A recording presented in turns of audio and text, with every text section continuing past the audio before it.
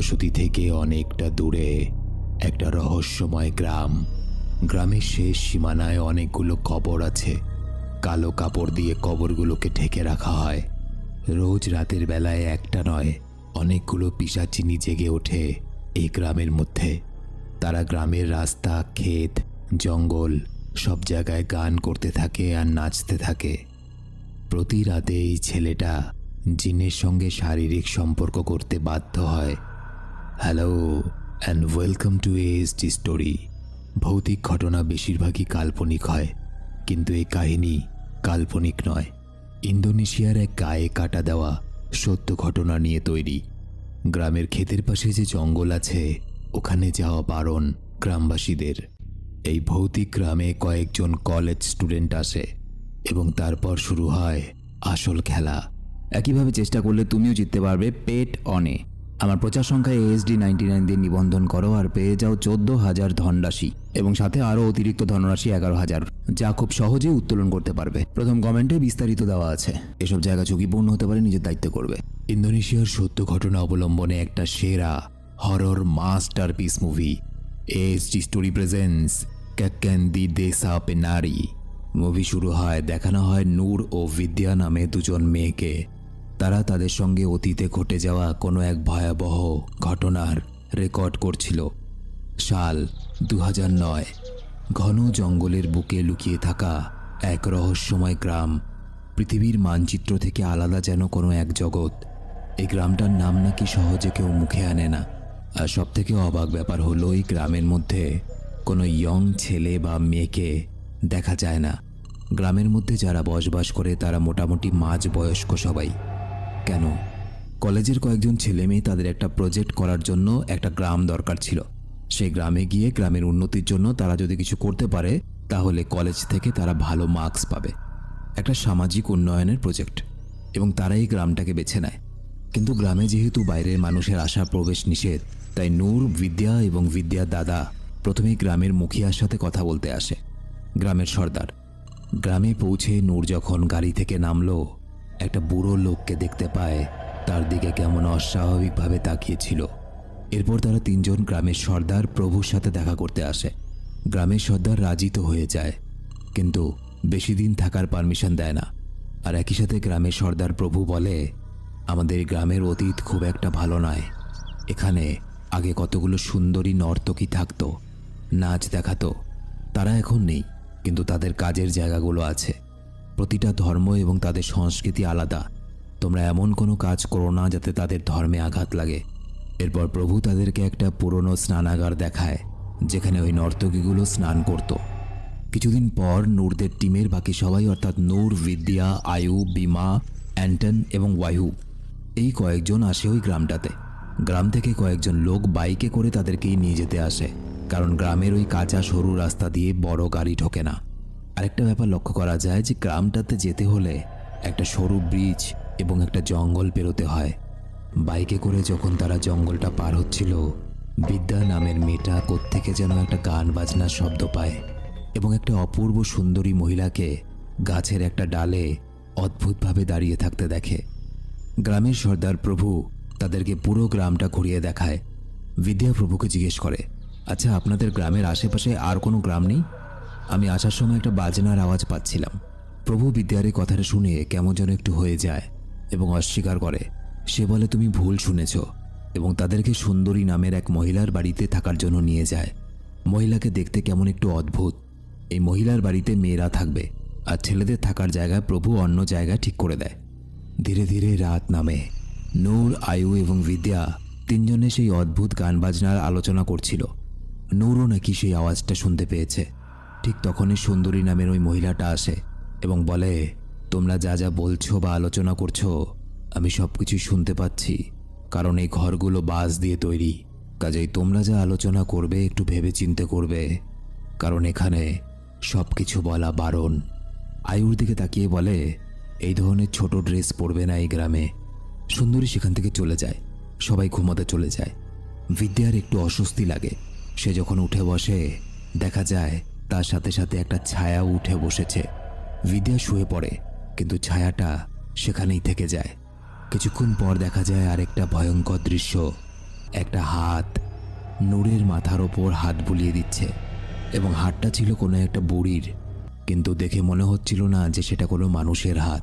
পরদিন সকালবেলা প্রভু সেই পুলটার ওখানে তাদেরকে নিয়ে যায়। নূরের হঠাৎই কেমন একটা মনে হয় তার ঘাড়ে যেন কেউ একটা ভারী হাত রেখেছে। বিদ্যা সেখানে কতগুলো প্রসাদ পাথরের ওপর রাখা দেখে। প্রভুকে জিজ্ঞেস করে, এগুলো কি? প্রভু বলে, এই গ্রামের লোকেরা জঙ্গলের আদি পুরুষদের পূজা করে। ওয়ায়ু বলে, এটা তো শয়তানের সাথে সম্পর্ক রাখা। প্রভু তার ওপর রেগে যায় এবং বলে, আমার সামনেই তো শয়তান দাঁড়িয়ে আছে। কিন্তু পরের মুহূর্তে প্রভু হেসে ওঠে। সে বলে, আমি একটু মজা করছিলাম, ভয় পেও না। তারা অন্য একটা জায়গায় যায় এবং দেখে কতগুলো কবর কালো কাপড় দিয়ে ঢাকা আছে। কবরগুলো কালো কাপড় দিয়ে ঢাকা কেন? জিজ্ঞেস করে। প্রভু উত্তরে বলে, এই কবরগুলো হলো বিশেষ কবর, তাই এগুলোকে এইভাবে রাখা হয়েছে। আর এই কথাগুলো শুনতে শুনতে নূর হঠাৎ করেই মাথা ঘুরে পড়ে যায়। বিমা তাকে ঘরে নিয়ে যায় রেস্ট করার জন্য, আর বাকিরা প্রভুর সঙ্গে গ্রামের ক্ষেতের দিকে যায় এবং সেখানে তারা আরেকটা জঙ্গল দেখতে পায়। প্রভু বলে, এই জঙ্গলের দিকে আমাদের গ্রাম থেকে কেউ যায় না কখনো, এখানে যাওয়া বারণ। এই জায়গাটার নাম টাপাকটিলাস এবং এটাই সেই জায়গা ছিল যেখানে নর্তকীরা নাচ দেখাতো। দেখা যায় রাত হয়, নূর জঙ্গলের ভেতরে যায় একটা মশাল নিয়ে দাঁড়িয়ে, এবং তখনই সে কালো একটা বিশাল জন্তুকে দেখতে পায়। সেই জন্তুটা নূরকে ধরতেই যাবে এমন সময় নূরের ঘুম ভেঙে যায়। আসলে নূরের একটা স্বপ্ন ছিল এটা। নূর জেগে ওঠে এবং তারপর সবাই মিলে সেখানে একটা মিটিংয়ে বসে। আয়ু বলে, আমাদের দুজন দুজন করে 3টে গ্রুপে ভাগ হয়ে যেতে হবে। আমরা গ্রামটা ঘুরে দেখব এবং কি কি উন্নতি করা যায় গ্রামে সেগুলো আমরা একটা লিস্টের মধ্যে লিখব। আচ্ছা, এখানে বলে দেই, আয়ু বিমাকে পছন্দ করত। পরের দিন সকালবেলায় নূর এবং বিদ্যা স্নান করার জন্য ওই স্নানাগারের ওখানে একটা ঘর আছে, সেই ঘরটাতে যায় এবং সেখানে যেতে যেতে তারা নিজেদের মধ্যে আলোচনা করে, এই গ্রামে আসার পর থেকে একটা বাড়িতেও কোনো বাচ্চাকে দেখতে পাওয়া যায় না কেন। যাই হোক, বিষয়টা তাদের কাছে অদ্ভুত লাগে। নূর স্নান করতে ঢোকে এবং নূর একটা গুনগুন শব্দে গান শুনতে পায়। নূর ভয়ে চিৎকার করে ওঠে এবং স্বপ্নে দেখা ওই কালো জন্তুটার গোঙানোর আওয়াজ পায়। পেছনে ঘুরে তাকানোর সাহসও পায় না। নূর দরজাটা খোলার চেষ্টা করে, কিন্তু কিছুতেই দরজাটা খুলছিল না। বিদ্যাকে চিৎকার করে ডাকতে থাকে, কিন্তু বিদ্যার কোনো সারা শব্দ নেই। ভয়ে কাঁদতে কাঁদতে সে একটা মন্ত্র বলতে থাকে এবং একটা পাথর সেই জন্তুটার দিকে ছুঁড়ে মারে। জন্তুটা কোথায় যেন উধাও হয়ে যায়। কিছুক্ষণ পর বিদ্যা নূরকে ডাকে। নূর স্নান না করেই বেরিয়ে আসে, তবে নূর বিদ্যাকে কিছুই বলে না যে ভেতরে কি কি হয়েছে। বিদ্যা স্নানে যায়। বিদ্যাও একই রকমভাবে গুনগুন শব্দে গানটা শুনতে পায়। গানটা নূরও বাইরে থেকে শুনতে পাচ্ছিল। বিদ্যা যখন স্নান করছিল তার সামনে এক সুন্দর মহিলাকে দাঁড়িয়ে থাকতে দেখা যায়। বিদ্যা তার একটা ঝলক দেখেই চমকে যায়। নূর দরজার ফাঁক দিয়ে যখন দেখতে যায়, সে দেখে ওই নর্তকীটা তার দিকেই তাকিয়ে আছে। দৃশ্য পাল্টায়। রাতের বেলা বিদ্যা, নূর এবং আয়ু যখন খেতে বসে, বিদ্যা বলে, আমি ওই মহিলাটাকে দেখেছি। নূর বলে, আমিও তাকে দেখেছি। নূর এই ব্যাপারে প্রভুর সাথে আলোচনা করে এবং প্রভু তাকে একটা লোক যার নাম এম্বা তার কাছে নিয়ে যায়। এই অস্বাভাবিক বিষয়গুলো আলোচনা করে যে তারা সুন্দরী মেয়েকে দেখতে পাচ্ছে, কারোর গান শুনতে পাচ্ছে, অদ্ভুত কালো জন্তু দেখতে পাচ্ছে। এম্বা নূরকে একটা কফি খেতে দেয়। সেই কফিটা নূরের বেশ মিষ্টি লাগে এবং এটা দেখে এম্বা এবং প্রভু চিন্তায় পড়ে যায়, কারণ এই কফিটা সাধারণ কোনো কফি ছিল না। এর ব্যাপারে পরে জানা যাবে। এম্বা একটা মুরগি জবাই করে রেখে দেয় এবং নূরকে বলে, তুমি যে কালো জন্তুটাকে দেখতে পাচ্ছ সে তোমায় কিছু করবে না। সে বাইরে থেকে নতুন কেউ আসলে তার কাছে আসে। সে নূরকে আরও বলে, তুমি নিশ্চয়ই তোমার সাথে এমন কিছু নিয়ে এসেছো যা ওই জন্তুটাকে বিরক্ত করছে। এই কথাগুলো শুনতে শুনতে নূর অসুস্থ হয়ে যায় এবং নূরের পেছনে সেই বুড়িটাকে দেখা যায় যে তার মাথায় হাত বোলাচ্ছিল, তবে সে নূরের কোনো ক্ষতি করে না। দৃশ্য পাল্টায়। নূর দেখে বিদ্যা বড় একটা কালো সাপ নিজের গলায় পেঁচিয়ে তার সাথে খেলা করছে। হ্যাঁ, ওই ধরনের খেলা করারই চেষ্টা করছিল। আর ওদিকে বিদ্যা দেখতে পায় যে নূর তার সামনে অস্বাভাবিকভাবে নাচ করছে। বিদ্যা তাকে অনেক থামানোর চেষ্টা করে। দুজনেই দুজনকে ভুল দেখছিল। মানে বিদ্যা দেখতে পাচ্ছিল নাচ করছে, কিন্তু নূর নাচ করছিল না। আর ওদিকে নূর দেখতে পাচ্ছিল বিদ্যা সাপ পেঁচিয়ে রেখেছে, কিন্তু বিদ্যার গলায় কোনো সাপ পেঁচানো ছিল না। কিছুক্ষণ পর দেখা যায় ওয়ায়ু বিদ্যাকে থামানোর চেষ্টা করছে। ওয়ায়ুর চেঁচামেচি দেখে নূর এবং আয়ু ছুটে আসে। নূর ও আয়ু বিদ্যার এই অবস্থা দেখে পুরোই অবাক হয়ে যায়। এবং পরে সেই সুন্দরী নামের মহিলাটা বিদ্যাকে ঘরে নিয়ে যায়। সকাল হলে সুন্দরী সেই টাপাক টিলাস জায়গাটাতে পুজো দিয়ে আসে। বিদ্যা, আয়ু, বায়ু সবাই মিলে এম্বার কাছে যায়, আর এম্বা তাদেরকে সেই কফিটা আবার খেতে দেয়। আয়ু এবং বায়ুর কাছে সেই কফিটা তেতো লাগলেও বিদ্যার কাছে সেটা বেশ মিষ্টি লাগে। বিদ্যা পুরো কফিটা একবারে শেষ করে ফেলে। এম্বা বিদ্যাকে বলে, তোমাকে তারা পছন্দ করেছে। তবে এম্বা এখানে তারা বলতে কাদেরকে বুঝিয়েছে সেটা বলে না। সেখান থেকে আসার সময় বিদ্যা প্রভুকে জিজ্ঞেস করে, কফিটা শুধু আমারই কেন মিষ্টি লাগলো? প্রভু বলে, কফির মধ্যে যে জলটা মেশানো থাকে সেটা কোনো সাধারণ জল নয়। আমাদের গ্রামের অশুভ শক্তিগুলোর প্রিয় খাদ্য হলো ওই জল। তবে তুমি চিন্তা করো না, আমরা তোমাদের পাশে আছি, তোমাদের কিছু হবে না। এরপর নূর ও অ্যান্টনকে দেখা যায়। অ্যান্টন নূরকে বলে, আমি বিমাকে কয়েকদিন ধরে অস্বাভাবিক আচরণ করতে দেখছি। রাতের বেলা সে হয়তো কোনো মেয়ের সাথে ছিল। আমি তার ঘর থেকে একটা মেয়ের আওয়াজ পেয়েছি, এবং সেটা কোনো সাধারণ আওয়াজ ছিল না। কোনো নারী পুরুষ যদি শারীরিক সম্পর্ক করে তার ফলে যে আওয়াজ পাওয়া যায়, সেই আওয়াজ পেয়েছি আমি কোনো একটা মেয়ের। নূর বলে, বিমা এরকম ছেলে নয়। সে অ্যান্টনির কথাগুলো বিশ্বাস করতে চায় না। অ্যান্টন নূরকে বিমার ঘরে নিয়ে যায়, আর সেখানে গিয়ে তারা দেখে বিমার ঘরে প্রসাদের একটা থালা, আর তার নিচে একটা মেয়ের ছবি। নূর এবং অ্যান্টন সেখানকার একটা ছোট আলমারি খুলে দেখে সেখানে সবুজ রঙের একটা সাপ। নূর এবং অ্যান্টন সেই সাপটাকে দেখে অবাক হয়ে যায়। তারা ভয়ে চুপ করে সেখানেই দাঁড়িয়ে থাকে যাতে সাপটা তাদের অস্তিত্বের আওয়াজ না পায়, এবং সেখান থেকে চলে যায়। তারা বুঝতে পারে না যে বিমার ঘরে এই জিনিসপত্রগুলো কি করে এলো। দৃশ্য পাল্টায়। প্রভু একদিকের ঘরগুলো ছেলেদের এবং অপর দিকের ঘরগুলো মেয়েদের থাকার জন্য দেয়। রাত হলে বিদ্যা নিজের কাজ করতে করতে বিমার ঘর থেকে কোনো একটা মেয়ের গলা শুনে এগিয়ে যায়। বিমার ঘরের সামনে দাঁড়িয়ে বিমার দরজাটা খুলতেই যাবে, তখনই নূর এবং আয়ু এসে বিদ্যাকে সেখান থেকে নিয়ে চলে যায়। বিদ্যা রাতের বেলায় কোনো মতে অনেকটা ভয় নিয়ে শুয়ে পড়ে। কিন্তু পরের দিন বিদ্যা যখন চা বানানোর জন্য রান্নাঘরে যায়, সে নূরকে চা বানাতে দেখে ভয়ে কেঁপে ওঠে। কারণ বিদ্যা যখন রান্নাঘরে আসছিল, নূর তখন নামাজ পড়ছিল। তাহলে নূর কি করে রান্নাঘরে এলো? বিদ্যা দৌড়ে গিয়ে দেখে নূর তার নামাজের জায়গায় নেই। সে আরও ভয় পেয়ে যায়। তাহলে বিদ্যা কাকে নামাজ পড়তে দেখেছিল? বিদ্যা ভয়ে চিৎকার করে ওঠে। নূর ও আয়ু এসে বিদ্যাকে সামলায়। তাদের আওয়াজ শুনে অ্যান্টন এবং বায়ু সেখানে ছুটে আসে। আয়ু বিদ্যাকে জল দিলে বিদ্যা সেটা খায়, আর বিদ্যা জলটা খাওয়ার পর দেখা যায় এক গা শিরশিরানো দৃশ্য। জলটা খাওয়ার পর বিদ্যার মনে হয় তার গলায় যেন কিছু একটা আটকে আছে। হাত দিয়ে তার মুখ থেকে একটা কালো লম্বা চুল বের করে সে। সবাই অবাক হয়ে যায়। নূর ভয়ে কেঁদে ফেলে। অ্যান্টন বলে, আমার মনে হয় তোমার ওপরে কেউ কালো জাদু করেছে। ওদিকে বিমাকে একটা মশাল নিয়ে টাপাক টিলাস নামের সেই জঙ্গলটার দিকে যেতে দেখা যায়। দৃশ্য পাল্টায়। সকাল হয়। নূর, বিমা এবং আয়ুকে কোনো একটা বালা নিয়ে ঝগড়া করতে দেখা যায়। বিমা আয়ুকে বলে, আমি তোমাকে এই হাতের বালাটা বিদ্যাকে দিতে বলেছিলাম, তুমি তাকে কেন দাওনি? আয়ু বলে সে সেটা হারিয়ে ফেলেছে। বিমা তার উপর ভীষণ রেগে যায়। সে আয়ুকে খুব বকাবকি করে, আর নূর দূর থেকে এই সমস্ত কিছু লুকিয়ে দেখতে থাকে। বিদ্যার শরীর ভয়ে দুর্বল হয়ে পড়ে। সে বুঝতে পারছে না তার সাথে এসব কেন হচ্ছে। তখনই দেখা যায় একটা বুড়ো লোক বিদ্যার ঘরে উকি মারে। বিদ্যা ভয়ে চিৎকার করতে করতে পালিয়ে যায় এবং পুরো গ্রামবাসীদের ডেকে আনে। একটা বড় কালো সাপকে দেখেছিল এবং এই জন্য সে উকি মারছিল। তবে সেই গ্রামের লোকেরা অনেক খুঁজেও সেই সাপটাকে পায় না। প্রভু তাদেরকে বলে, পরিস্থিতি হাতের বাইরে চলে যাওয়ার আগে তোমরা এখান থেকে চলে যাও, কারণ কিছু তো একটা ঘটছে যেটা অশুভ। কিন্তু আয়ু বলে যে মাঝপথে যদি প্রজেক্ট ফেলে আমরা চলে যাই, আমরা কলেজে কোনো মার্কস পাবো না। আমাদের আর কয়েকদিন দিন, আমরা তাড়াতাড়ি কাজ শেষ করে এখান থেকে চলে যাব। নূর এবং অ্যান্টন কাজ করার সময় নূর বিমার ব্যাপারে জানতে চায়।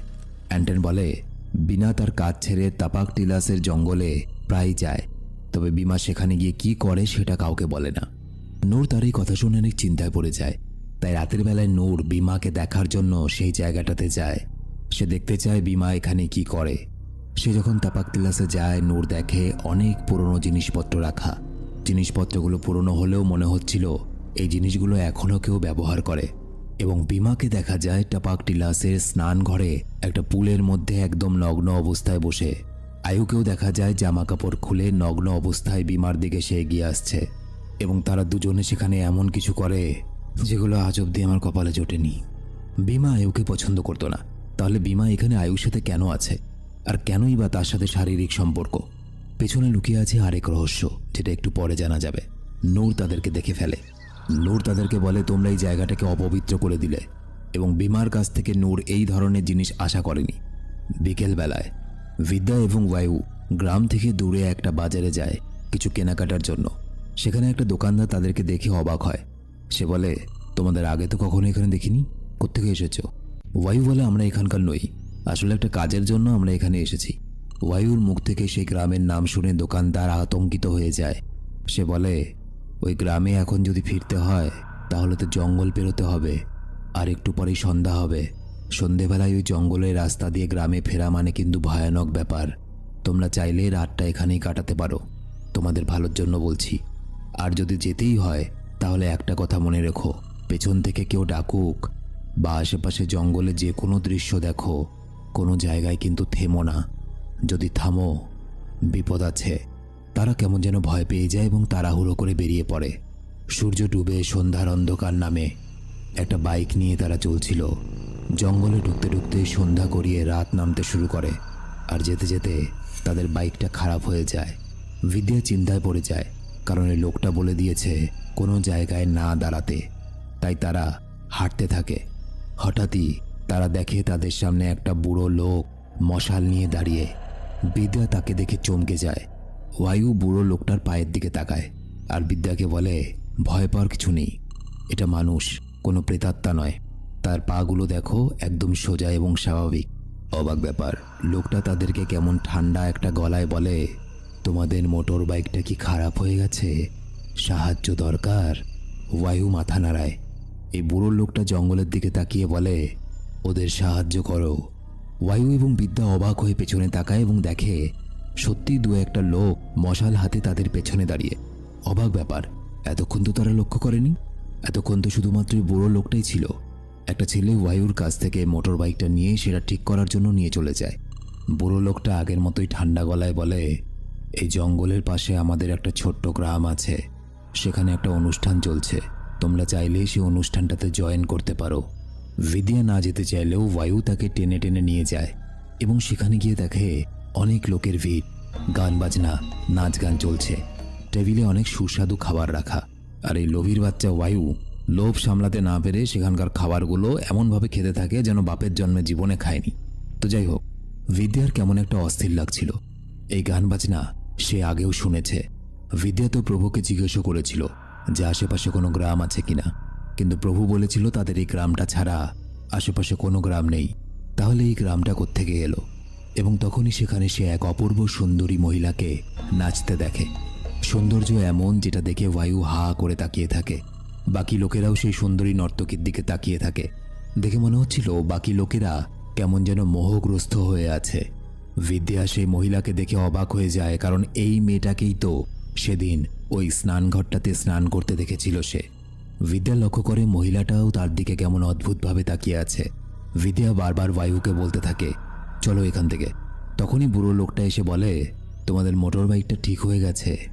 বায়ু সেখান থেকে যাওয়ার সময়ও কতগুলো খাবার প্যাক করে নেয় তার বন্ধুদের জন্য, এবং দেখা যায় তারা যখন সেখান থেকে চলে যাচ্ছিল, সেই মহিলাটা সহ সেখানকার বাকি সব লোক ওই নাচ গানের দিকে না তাকিয়ে অদ্ভুতভাবে তাদের দিকেই তাকিয়েছিল। ওদিকে বিমা এবং আয়ু নূরের সামনে বসে কান্নাকাটি করে চলেছে, কারণ তারা তাপাকটিলাস নামক জায়গাটাতে ওই জলের মধ্যে যে পাপ কাজ করেছে তার ফল বেশ ভয়াবহ হতে চলেছে। কিছুক্ষণ পর বিদ্যা এবং বায়ু আসে সেখানে। বায়ু তাদেরকে সেই অনুষ্ঠানের কথা বলতে থাকে। সেই অনুষ্ঠানের কথা শুনে সবাই অবাক হয়ে যায়। বায়ু যে খাবারগুলো তাদের জন্য নিয়ে এসেছে সেই খাবারগুলো বার করতে গেলে দেখা যায় খাবারগুলো থেকে বাজে গন্ধ বেরোচ্ছে। ওই খাবারগুলো, সুস্বাদু খাবারগুলোর জায়গায় একটা কাটা বানরের মাথা। এ দৃশ্য দেখে সবাই আতঙ্কগ্রস্ত হয়ে পড়ে। ভালো ভালো খাবারগুলো কি করে একটা মরা কাটা বানরের মাথা হতে পারে? কিছুক্ষণ পর রাতের বেলা সবাই যখন ঘুমিয়ে পড়ে, নূর ঘরে বসে কারো একটা ব্যাগ চেক করছিল। আর সে সময় বিদ্যাকে দেখা যায় এক অদ্ভুতভাবে নাচতে নাচতে সে নূরের দিকে এগিয়ে আসে। নূর এই রাতের বেলায় বিদ্যাকে এরকমভাবে নাচতে দেখে অবাক হয়ে যায়, গলা শুকিয়ে যায়। বিদ্যার গলার আওয়াজ পাল্টে গেছে। কেমন একটা গলায় বিদ্যা তাকে বলে, চিন্তা করিস না, তোর কিছু হবে না, কিন্তু বাকিদের অবস্থা খুব খারাপ হবে। তুই যদি তাদেরকে সাহায্য করতে যাস তোর সাথেও ভালো কিছু হবে না। তুই এই সব থেকে দূরে থাক। বিদ্যার কথাগুলো শুনে মনে হচ্ছিল যেন কোনো অশুভ আত্মা তার ওপর ভর করেছে এবং নূরকে কথাগুলো বলছে। বিদ্যা হঠাৎ করে সেখান থেকে পিছাতে শুরু করে এবং নূরের দিকে তাকিয়ে সম্মান জানায়। নূর অবাক হয়ে যায়, এতক্ষণ যে তাকে শাসাচ্ছিল সে তার দিকে তাকিয়ে ওরকম সম্মান কেন জানাচ্ছে। দেখা যায় নূরের পেছনে সেই বুড়িটা দাঁড়িয়ে। বিদ্যার ভেতরে থাকা প্রেতাত্মা নূরকে নয়, ওই বুড়িটাকে সম্মান জানাচ্ছিল।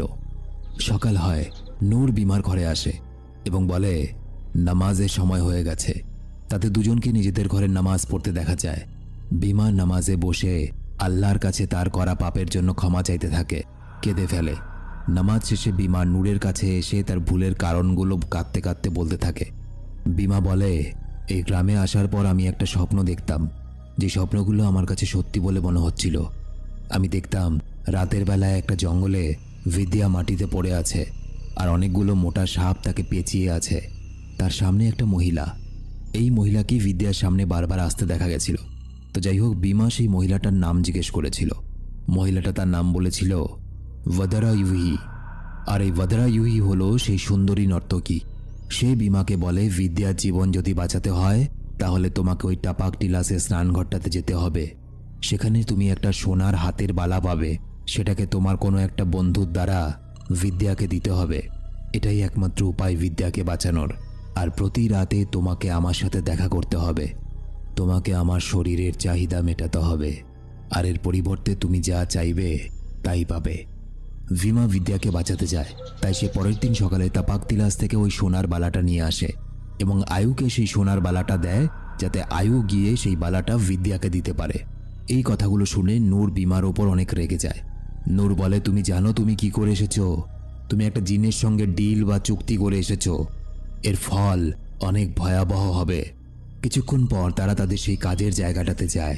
সেখানে কয়েকজন গ্রামের লোক তাদের সাহায্য করছিল। তবে নূর ও বিমাকে এখানে আসতে দেখে লোকগুলো কেমন যেন অস্বাভাবিক আচরণ করতে শুরু করে। ধীরে ধীরে এগিয়ে আসতে থাকে নূর আর বিমার দিকে। সেই লোকগুলোর আচরণ দেখে সবাই ভয় পেয়ে যায়। নূর অজ্ঞান হয়ে যায়। বিমা তাকে উঠিয়ে নিয়ে ঘরে চলে যায়। তারা এই ব্যাপারগুলো প্রভুকে জানায়। ইতিমধ্যেই বায়ু এসে বলে যে বিদ্যা এবং নূরকে নাকি খুঁজে পাওয়া যাচ্ছে না, কিন্তু বিদ্যাকে নিজের ঘরে